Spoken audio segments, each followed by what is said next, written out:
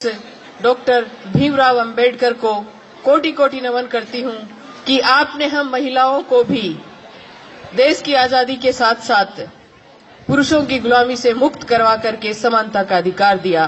पुनः एक बार सत सत वंदन, सत सत नमन। सभी सम्मानित मंच, बाहर से पधारे हुए मेरे प्यारे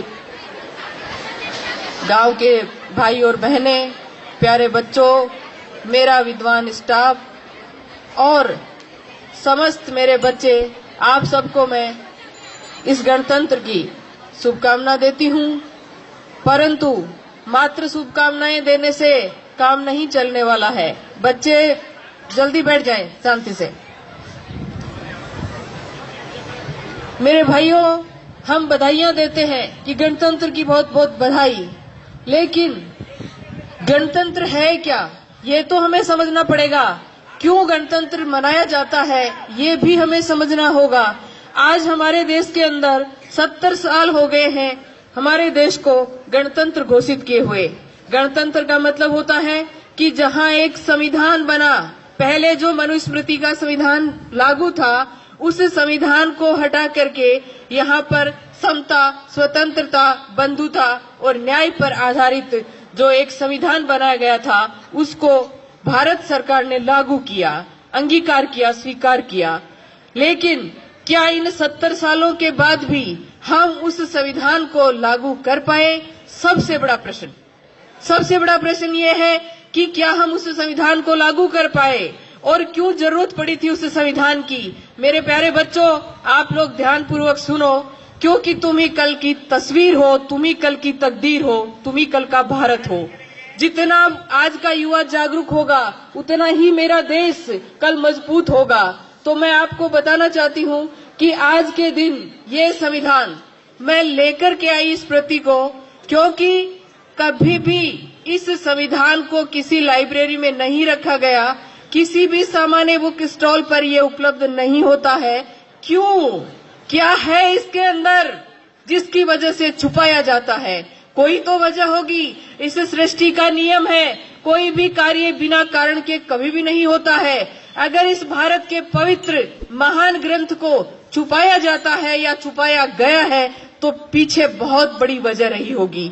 हम लोग हर साल गणतंत्र मनाते हैं, इकट्ठा हो जाते हैं, बच्चों से परेड करवा लेते हैं, नेताजी वगैरह, प्रिंसिपल वगैरह सब भाषण दे लेते हैं और बच्चे नाच गा करके घर चले जाते हैं। नहीं मेरे बच्चों, ये देश में जानना होगा कि आज का दिन विशेष क्यों है और किस लिए मनाया जाता है। मैं कहती हूँ कि 15 अगस्त से भी कहीं ज्यादा महत्वपूर्ण आज का दिन है, और वो दिन इसलिए है क्योंकि अगर आजादी मिल जाती और वही व्यवस्था बनी हुई रहती तो क्या फर्क पड़ता।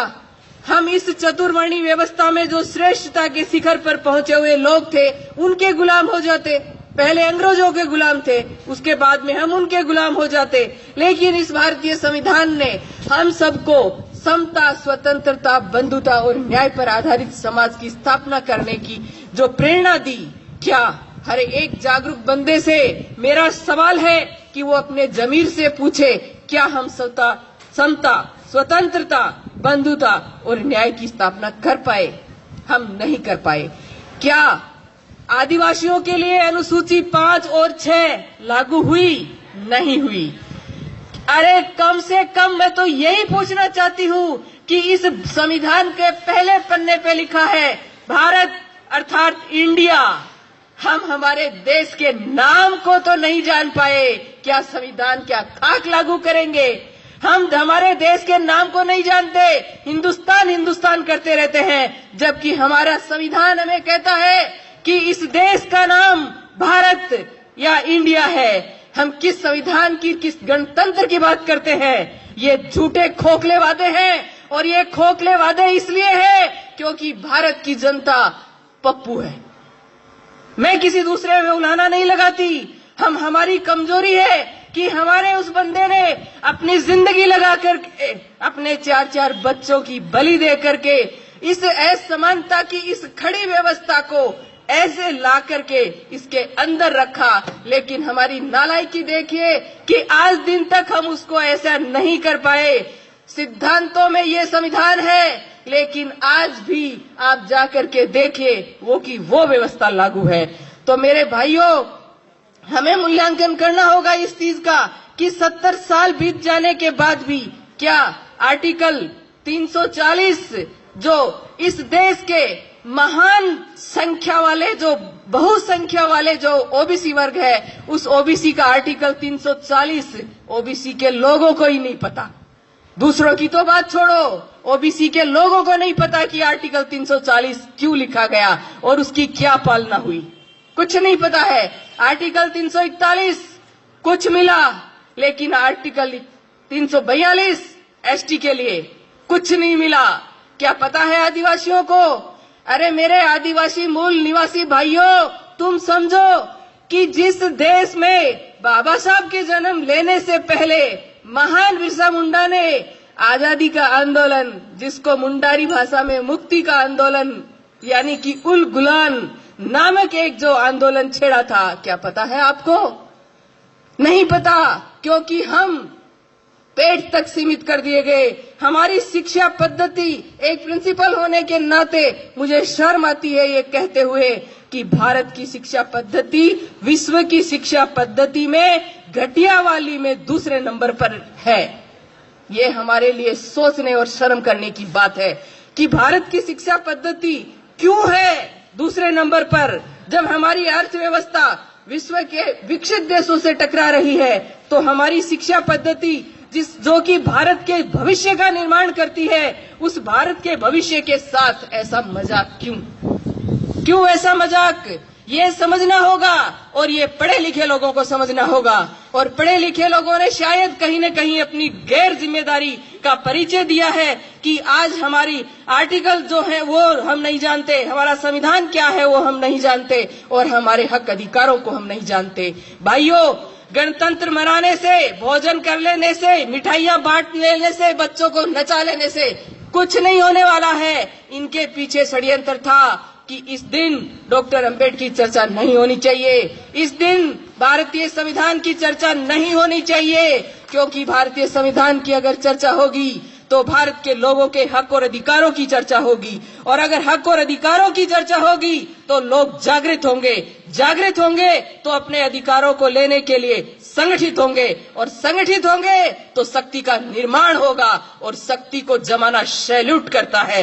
इसलिए हमारी शक्ति नहीं बन सके, हमारे लोग जानकारी नहीं हासिल कर सके, इसके लिए इस गणतंत्र का जो ये रूप, मुझे खुशी है इस बात से कि बच्चों को डांस भी करना चाहिए, बच्चों को बोलना भी चाहिए, लेकिन इस दिन सेमिनार, इस दिन वाद विवाद, इस दिन बड़ी बड़ी चर्चाएं, परिचर्चाएं, टीवी के ऊपर जो वो विवाद करते हैं, बैठ करके नॉन इश्यू को इश्यू बना करके जो बक बक करते रहते हैं, उन लोगों को वहां पर संविधान के आर्टिकलों पर चर्चा करनी चाहिए। ऐसा क्यों नहीं होता? क्यों नहीं होता ऐसा इसलिए नहीं होता कि आप लोग अपने अधिकारों के प्रति जागृत नहीं हो। मुझे दुख है इस बात का। मेरा विद्वान स्टाफ बैठा है, शायद पहली बार डॉक्टर अंबेडकर की तस्वीर देख रहे होंगे 26 जनवरी के ऊपर, पहली बार, वरना बहुत कम। मेरी खुद की उम्र इतनी हो गई, 22 साल हो गए सर्विस में, कभी नहीं देखा। क्यों रोका जाता है चर्चा से? अरे मेरे भोले लोगों, तुम समझो, बहुसंख्यक लोगों तुम समझो कि तुम्हारे साथ ये जो साजिश हो रही है ये क्यों हो रही है। मेरे भाइयों, सृष्टि का नियम है, कोई भी कार्य बिना कारण नहीं होता है। तो ये क्या कारण था कि इस देश का ये जो पवित्र ग्रंथ है, इस देश के सभी धर्मों का ये पवित्र ग्रंथ है, इस ग्रंथ को हमसे क्यों छुपाया गया? आपको सवाल करना चाहिए। हमारे जनप्रतिनिधि बैठे हैं, उनसे भी मेरा सवाल है कि हर एक ग्रंथों को अपने घरों में रखो। कोई भी व्यक्ति अपनी आस्था को किस रूप से मनाता है, ये भारतीय संविधान हमें उसकी आजादी देता है, लेकिन राष्ट्र के लेवल पर हमारा सिर्फ और सिर्फ एक धर्म ग्रंथ है। ये हमारे सभी सरकारी विभागों में होना चाहिए और प्रत्येक भारत के नागरिक के घर में होना चाहिए। क्या है? बाजारों में नहीं मिलता, कहीं भी मिलता नहीं है। मुझे कोई दुख नहीं हो रहा है ये कहने में कि सत्यनारायण की कथा आपको हर कहीं मिल जाएगी, लेकिन जिस विधान से, जिस वजह से ये देश चलता है, इस संविधान की प्रति आपको भटकने पर भी नहीं मिलती है। क्यों? कुछ तो सोचो। अरे कुछ तो पढ़े लिखे होने का सबूत दो कि क्यों नहीं मिलती। क्या वजह रही है कि हमारे हक और अधिकारों से हमें वंचित रखा गया है?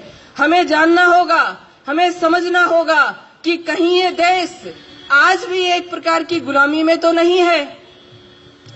फिर आपको सोचना होगा कि अगर आज भी ऐसी गुलामी है या आज भी ऐसे षड्यंत्र है, तो कौन लोग हैं जो हमारे साथ षड्यंत्र कर रहे हैं? कौन लोग हैं जो हमारे हक अधिकारों से हमें वंचित कर रहे हैं?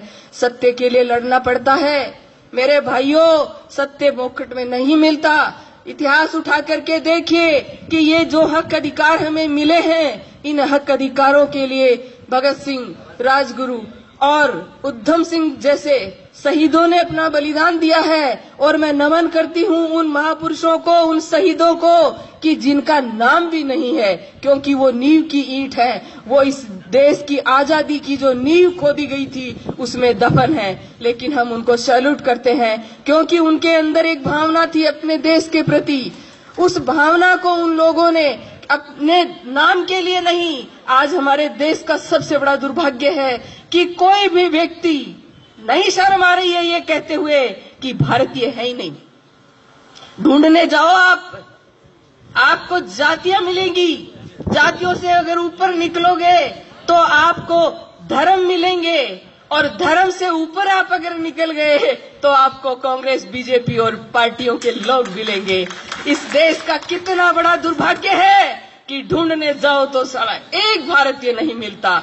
देश का बात करते हैं राष्ट्रभक्ति की, बात करते हैं ऊंची ऊंची कि हम राष्ट्र वो प्रेमी है, देशभक्त है। अरे तुम लोगों ने देश का नाम नहीं लेते, भारत का संविधान लोगों को नहीं पढ़ाते, तो कौन से राष्ट्र का निर्माण कर रहे हो? धर्म के अंदर असमानता है, समझना होगा। प्यारे बच्चों, तुम लोगों को समझना होगा, मनुष्य है उसके लिए धर्म बनाया गया है, न कि धर्म के लिए मनुष्य। आज हमारे देश के अंदर इस तरह की व्यवस्था कर दी गई है कि व्यक्ति है उसके लिए जो है महत्वपूर्ण, जो है धर्म से ज्यादा महत्वपूर्ण, संविधान से ज्यादा महत्वपूर्ण उस व्यक्ति के लिए धर्म हो गया है। हमें धर्म को अपने घरों तक सीमित रख करके देश के लिए सोचना होगा। हमें हमारे भारत को, जो पहले सम्राट अशोक के समय में जो विश्व गुरु था, वैसा का वैसा विश्व गुरु हमें हमारे देश को बनाने के लिए प्रत्येक नागरिक को भारत का संविधान पढ़ना पड़ेगा। संविधान पढ़ोगे तो आपको पता लगेगा कि हमारे हक और अधिकार क्या हैं। जब प्रत्येक व्यक्ति को हक और अधिकार मिलेगा तो भारत आज जिस चीन, जिस पाकिस्तान, जिस बांग्लादेश की बात करता है, आपको सुनकर ताज्जुब होगा कि वह हमारा भारत भूखमरी के अंदर उन देशों से पिछड़ा हुआ है। सम्मानित मंच से भी प्रश्न रहेगा, सामने मेरा बुद्धिजीवी स्टाफ बैठा है उससे भी प्रश्न रहेगा कि घर में अगर पैसा आता है और घर के लोग भूखे हैं तो घर का मुखिया चोर है कि नहीं? अगर हमारी अर्थव्यवस्था भारत की अर्थव्यवस्था जो है वो विश्व में उन्नतिशील और निरंतर विकास करने वाली अर्थव्यवस्था है, और भूखमरी जिसको स्टैंडर्ड नाम कुपोषण दे करके भूखमरी के नाम से गुमराह कर रखा है, तो वो जो भूखमरी है उसको कुपोषण का नाम दे करके कितने बच्चे मरते हैं पता है आपको? एक साल में 15 लाख बच्चे भारत में कुपोषण से मरते हैं, 0 से 5 साल के। अगर आप उसका वैल्यूएशन महीने में करो तो 1.25 लाख बच्चे एक साल में, एक महीने में कुपोषण से मरते हैं, 0 से 5 साल के। और अगर आप इनकी तुलना ऐसे करते जाओगे तो आपको ताज्जुब होगा, और ताज्जुब तो आपको उस समय और ज्यादा होगा जब उनकी जातियों का आपको पता लगेगा कि कौन लोग हैं जो मारे जाते हैं, कौन लोग हैं वो बच्चे जो कुपोषण यानी कि भूखमरी से मारे जाते हैं। हम किस गणतंत्र की बातें करते हैं? ये गणतंत्र आज भी अधूरा है। आज भी हमारा संविधान रो रो करके उन बुद्धिजीवी लोगों से पूछ रहा है कि अरे पढ़े लिखे लोगों, शिक्षा मात्र पेट भरने का नाम तो नहीं था रे। पेट भरने का नाम तो नहीं था। शिक्षा का मतलब था कि तुम लोग समझते कि सच्चाई क्या है, हमारे हक अधिकार क्या है, और उस भोले बिना पढ़े लिखे समाज को जाते उनको समझाते कि देखो हमारे हक और अधिकार ये हैं, तो वो लोग तुम्हारे साथ संगठित होकर के खड़ा होते, तुम्हारी ताकत बनती। और पुन्ना पैक्ट जैसे जो एक घटिया जो भारत के अंदर समझौता हुआ था, उस समझौते के अंदर मेरे बहुजन समाज के जो नेता हैं वो उनके यहाँ पार्टियों की टिकट की भीख मांगते नहीं फिरते, क्योंकि जो काम नहीं करता है उसको गुलामी तो करनी पड़ती है। कहीं न कहीं हमारे अंतर मन को हमें टटोलना होगा मेरे भाइयों।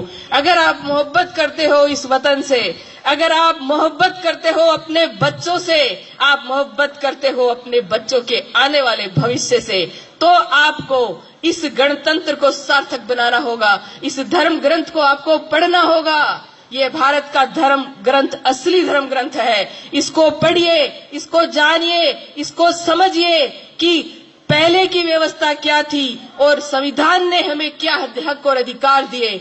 साथियों, जब हक अधिकार के बारे में पता ही नहीं होगा तो उसको प्राप्त करने का तो प्रश्न ही नहीं खड़ा होता। जब पता ही नहीं कि कौन सी चीज मेरी है और कौन सी नहीं है, तो उसको प्राप्त करने का प्रश्न ही नहीं उठता। तो आपसे सभी से मेरी गुजारिश है कि पढ़े लिखे लोगों, शिक्षा को मात्र पेट भरने का माध्यम मत बनाओ, क्योंकि शिक्षा जो है, संस्कृत में भी एक सूक्ति है, विद्या सा विमुच्यते, यानी ज्ञान जो होता है ना, वह हमें मुक्त करता है। किससे? सोचने और समझने की सामर्थ्य देता है। पढ़ा लिखा भी उसी पाखंड के रास्ते पे जाता है और एक अनपढ़ भी उसी रास्ते पे जाता है। मैं कहती हूँ उस पढ़े लिखे से कहीं ज्यादा श्रेष्ठ वो अनपढ़ है कि उसको पता नहीं इसलिए वो उस रास्ते पे जा रहा है, लेकिन पढ़ा लिखा तो उन किताबों को शर्मिंदा करके भी उसी रास्ते पे जा रहा है। तो समझने वाली बात है कि शिक्षा आपको सोचने की, समझने की सामर्थ्य देता है, गलत और सही में फर्क करता है।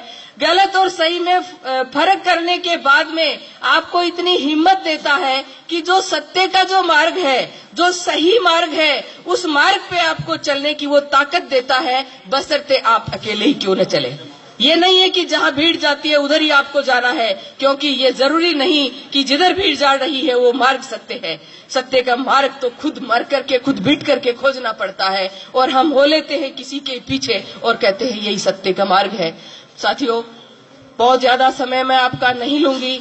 मेरे दर्द की, मेरी जो पीड़ा है इस बहुजन समाज की, उस पीड़ा को मैंने व्यक्त किया है कि हे मेरे बहुजन समाज के लोगों, तुम लोग समझो कि तुम्हारे हक और अधिकार आज भी नहीं है। इस देश का बहुत बड़ा तबका 52% ओबीसी, मैं कहती हूँ इस देश का भाग्य है, लेकिन निर्भीक नींद में सोया पड़ा है। अरे कुंभकर्ण भी 6-7 महीने सोता था, तुम तो जागो रे, कम से कम सालों हो गए, 70 साल तो देश को आजाद हुए हो गए।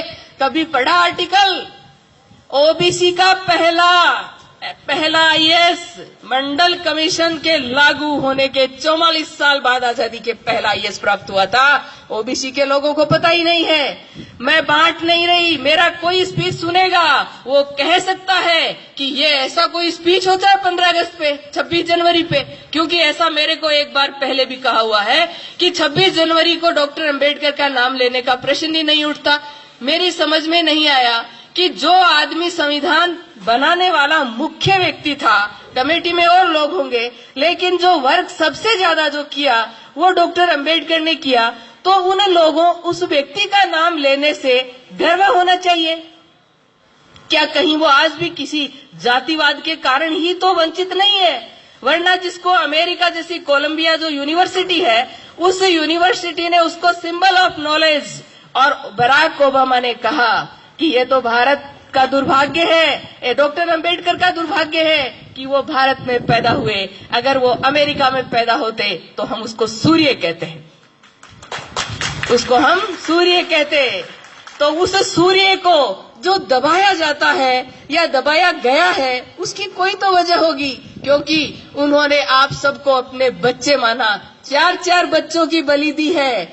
हिंदू कोड बिल, मैडम से रिक्वेस्ट करूंगी जरूर कि हिंदू कोड बिल पढ़े, जिसके लिए और 52% ओबीसी के लिए उन्होंने कानून मंत्री के पद से इस्तीफा दिया। आज हमारे समाज के लोग मंत्री पद के लिए समाज को बत्ती लगा देते हैं। और वो बंदा ऐसा था कि जिसने उन लोगों के अधिकारों के लिए अपने पद को लात मार दी कि जब मैंने इतनी मेहनत करके हिंदू कोड बिल बनाया और कालेलकर समिति को लागू कराने के लिए ओबीसी के लिए लड़ाई लड़ी, और अगर तुम इन दोनों को नहीं मान रहे तो कोई बात नहीं, ये संभालो तुम्हारा पद। क्या हमारे नेताओं से भी मेरा सवाल है कि क्या है तुम्हारे अंदर इतना दम कि तुम समाज के लिए ऐसा कर सकते हो? मेरे समाज के नेताओं, मेरा निवेदन है आपसे, मत भूलो, क्योंकि इसी समाज के अंदर तुम्हारी भी संतान है। अगर समाज होगा तो तुम्हारी संतानें महफूज है। अगर व्यक्तिगत उन्नति आपने कितनी भी कर ली, समाज के बिना शून्य हो जाएगी, आज शून्य हो रही है। इसलिए मेरे देश के सभी लोगों, जो भी मेरी आवाज अब या बाद में सुनेगा, उन सभी से मेरा अनुरोध है कि आप अपने हक और अधिकारों के प्रति जागरूक बनो, संगठित बनो। हम किसी के अधिकार छीनने वाले लोग नहीं हैं। हम तो डॉक्टर अंबेडकर के अनुयायी हैं, जिन्होंने मनुस्मृति लिखने वाले असमानता की जो व्यवस्था थी, उनकी संतानों को भी बराबर हक दिया। उसने कोई घालमेल नहीं किया। उन्होंने सारी महिलाएं, जो हिंदू धर्म ग्रंथों में भी अछूत मानी जाती थी, रामायण जैसा ग्रंथ जिनको महिलाएं ढोती हैं, उसका वर्ण है ढोल गवार शूद्र पशु नारी, ये सब ताड़न के अधिकारी। उससे डॉक्टर अंबेडकर ने मुक्ति दिलाई थी कि नारी भी समानता की अधिकारी है। लेकिन अफसोस मुझे कि एक भी भारतीय नारी ने उसको थैंक्स नहीं बोला, बिल्कुल नहीं बोला। एक बार संविधान दिवस का दिन था तो बोले कि पिछली बार की बात है तो कि पुष्प अर्पित कर दो, तो मुझे बहुत दुख हुआ कि सिर्फ मैं एक महिला थी, पुष्प अर्पित किए, बाकी ने कहा ठीक है आपने कर दिए। मैंने कहा मैटरनिटी लीव लेने वाली, नौकरियां लेने वाली, सारे हक अधिकार लेने वाली, मनुस्मृति ने कहा कूटे छेते मारे कुछ भी करे, लेकिन तेरा पतिदेव, ऐसे पतिदेव से मुक्ति पाने वाली महिलाएं कहती हैं कि डॉक्टर अंबेडकर ने हमें क्या दिया। अरे तुम पढ़ो तो जानो ना कि उन्होंने तुम्हें क्या दिया। उन्होंने जीने का अधिकार दिया, औरत के पास संपत्ति रखने का अधिकार नहीं था। डॉक्टर अंबेडकर ने स्त्री को अधिकार दिए कि तेरे पति की संपत्ति में भी तेरा अधिकार होगा और पिता की संपत्ति में भी अधिकार होगा। और क्या लोगे आप? जिस महिला को आज भी आप इसका प्रमाण दे सकते हो, क्योंकि मैं जिस संगठन का कर्मचारी हूं, उस संगठन के अंदर बिना सबूत, बिना तथ्य कोई बात नहीं होती। आज भी मेरे हाथ में संविधान है, मेरे को कोई चैलेंज नहीं कर सकता। और आर्टिकल आप सबको भी कोई नहीं कर सकता।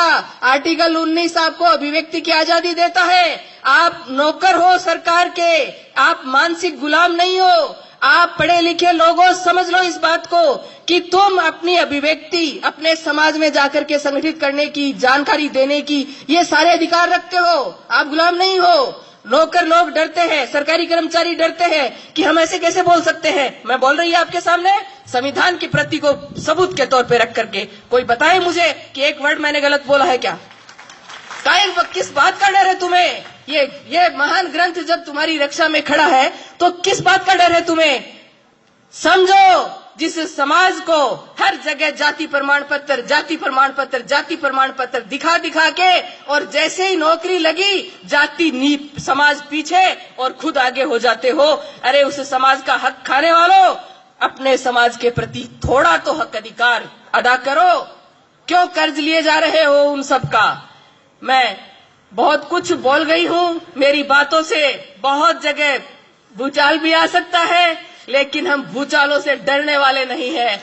हम बिरसा मुंडा को मानने वाले लोग हैं, हम उल गुलान के लोग हैं, हम भारत के वो लोग हैं जो इस मिट्टी में सड़क वो बनाते हैं, स्कूलें वो बनाते हैं, खेती वो करते हैं। अरे कौन सा ऐसा निर्माण का काम है जो हम नहीं करते हैं? मुझे भारत का मूल निवासी होने का बहुत गर्व है। आप भी कीजिए और मेरी बातों पर अमल कीजिए कि क्या कहा है मैंने, क्यों कहा है मैंने। ये नहीं है कि आपको ये बातें बोलने की मुझे कीमत नहीं चुकानी पड़ती है, बहुत कीमत चुकाई है मैंने। और उधर के कोने से इधर के कोने पर भी उस कीमत के अधीन ही हूँ। लेकिन धन्यवाद उनको कि आज इस कनबई की जगह पे मैं अगर बोल रही हूँ तो ये मेरे उन भाइयों का ही श्रेय है जिन्होंने मुझे यहाँ पहुंचाया। इस मंच के माध्यम से उनको भी धन्यवाद कि कनबई में ऐसा स्पीच देने का मेरा सौभाग्य अगर हुआ है तो उन्हीं मेरे शुभ चिंतकों के माध्यम से हुआ है। मैं पूरी उम्मीद करती हूँ कि एक माया अगर बोलेगी तो सताई जाएगी, लेकिन ये सारी माया अगर हो जाएंगी तो किस किस को सताएंगे, किस किस को सताएंगे। इसलिए घर घर में हमें अंबेडकर, घर घर में हमें कालीबाई, घर घर में हमें बिरसा मुंडा, घर घर में हमें कर्पूरी चंद ठाकुर, घर घर में हमें ईवी रामास्वामी पैरियार, घर घर में हमें ज्योतिबा फूले और सर छोटू राम और भगत सिंह जैसे लोग पैदा करने होंगे।